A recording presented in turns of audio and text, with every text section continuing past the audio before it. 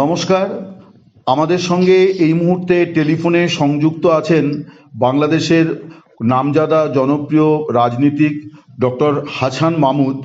Doctor Hasan মাহমুদের অনেকগুলি পরিচয়, আমি প্রথমে তার রাজনৈতিক পরিচয়টি বলছি। তিনি বাংলাদেশ আওয়ামী লীগের একজন অন্যতম যুগ্ম সাধারণ সম্পাদক। তিনি শেখ হাসিনা সাবেক সরকারের পররাষ্ট্র মন্ত্রী ছিলেন। এছাড়া তিনি একসময় সংস্কৃতি এবং তথ্য সম্প্রচার মন্ত্রক ছিলেন পরিবেশ বিষয়ক মন্ত্রকের দায়িত্বে। তিনি হাতে গোনা কতিপয় রাজনীতিকদের মধ্যে একজন, যিনি পরিবেশ, জলবায়ু এই সংক্রান্ত বিষয়ে অধ্যাপনা করেন। দীর্ঘদিন তিনি বাংলাদেশের বিভিন্ন শিক্ষা প্রতিষ্ঠানে অধ্যাপনা করেছেন। তিনি বেলজিয়াম বিশ্ববিদ্যালয় থেকে মাস্টার্স করেছেন পরিবেশের ওপরে। তারপরে লিম্বুর্গ বিশ্ববিদ্যালয় থেকে তিনি পরিবেশ রসায়ন নিয়ে তার পিএইচডি। তো আমরা হাছান মাহমুদের সঙ্গে আজকের বাংলাদেশ সম্পর্কে কথা বলবো। ডক্টর হাছান, আপনাকে অনেক স্বাগত জানাই দ্য ওয়ালে। আপনি আপনার ব্যস্ত সময়ের মধ্যে আমাদের যে সময় দিয়েছেন, তো আমি কয়েকটি প্রশ্ন আপনাকে করতে চাই। একটা বিষয়, আমি আওয়ামী লীগের যে নেতাদের সঙ্গে ইতিপূর্বে কথা বলেছি, আমি তাদের কাছ থেকে যে বিষয়টা বুঝতে পারছি যে ডোনাল্ড ট্রাম্পের মানে দ্বিতীয়বার রাষ্ট্রপতি হওয়ার বিষয়টির উপরে অনেকটা বাংলাদেশের পরিস্থিতি, তার কিছু গুণগত পরিবর্তন হবে বলে প্রত্যাশা করছিলেন তারা। তো ডোনাল্ড ট্রাম্প ইতিমধ্যে দায়িত্বও নিয়েছেন।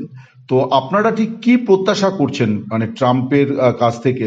মানে তার কারণ আগের সরকার তো আপনাদের সঙ্গে একটা মানে বৈরিতার সম্পর্ক তৈরি হয়েছিল, আমরা ভোটের আগে দেখেছিলাম। ইনফ্যাক্ট আমি বাংলাদেশের নির্বাচন কভার করতে গিয়ে হাস বনাম হাসিনা লড়াই এরকম কথাও শুনেছিলাম। পিটার হাস, যিনি ঢাকায় বাংলাদেশের হাই কমিশনার ছিলেন, এই মার্কিন হাই কমিশনার ছিলেন, তাকে নিয়ে এরকম একটা কথা বলাও হতো। তো এখন আপনারা কি প্রত্যাশা করছেন? দেখুন, তখন যেটি ঘটেছে, আমাদের নির্বাচনের পর কিন্তু মার্কিন যুক্তরাষ্ট্রের পক্ষ থেকে ভিন্ন বার্তা দেওয়া হয়েছিল। ঢাকার লোকাল অফিস নয়, বরং মার্কিন যুক্তরাষ্ট্রের স্টেট ডিপার্টমেন্টের এবং একই সাথে হোয়াইট হাউস, সেখান থেকে আমাদের সম্পর্ক উন্নয়নের পক্ষেই বার্তা দেওয়া হয়েছিল। আমরাও একই সাথে আমরা তাদের সাথে সম্পর্ক উন্নয়নের লক্ষ্যেই কাজ করে যাচ্ছিলাম।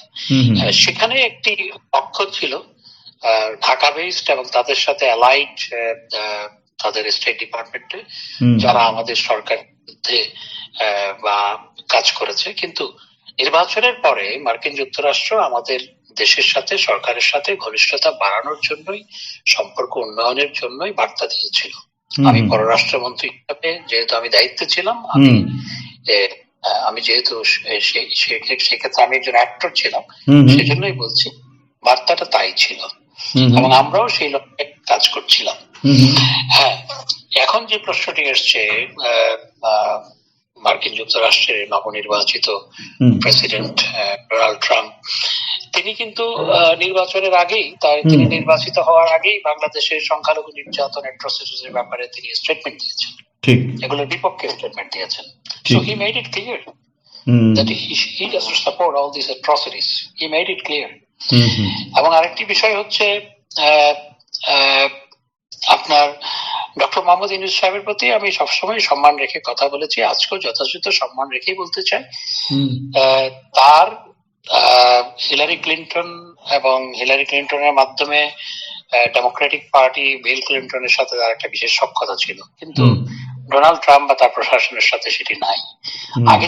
আগে তারা এই সরকার যে আনুকূল্য পেত যুক্তরাষ্ট্রের পক্ষ থেকে, সে আনুকূল্যটা নিশ্চিতভাবে এখন বাংলাদেশের বর্তমান প্রশাসন সেটি পাবে না।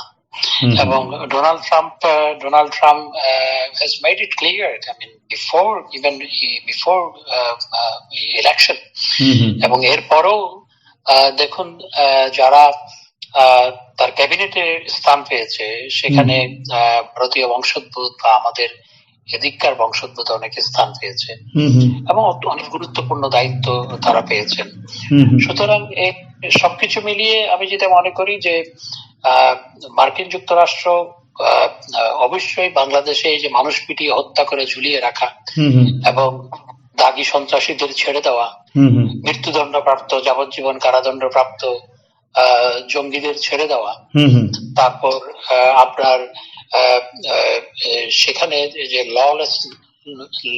ললেসনেস এগুলো মার্কিন যুক্তরাষ্ট্র আগেও সমর্থন করেনি। আমি মনে করি যে এখনো অবশ্যই সমর্থন করার কোনো কারণ নেই, এবং আমরা মনে করি যে মার্কিন যুক্তরাষ্ট্র বাংলাদেশে একটি সুষ্ঠু পরিবেশ যাতে ফিরে আসে এবং বাংলাদেশে যাতে সবার জন্য একটা লেভেল প্লেইং ফিল্ড তৈরি হয়, সেই ক্ষেত্রে মার্কিন যুক্তরাষ্ট্র বা ডোনাল্ড ট্রাম্পের প্রশাসন সহায়তা করবে।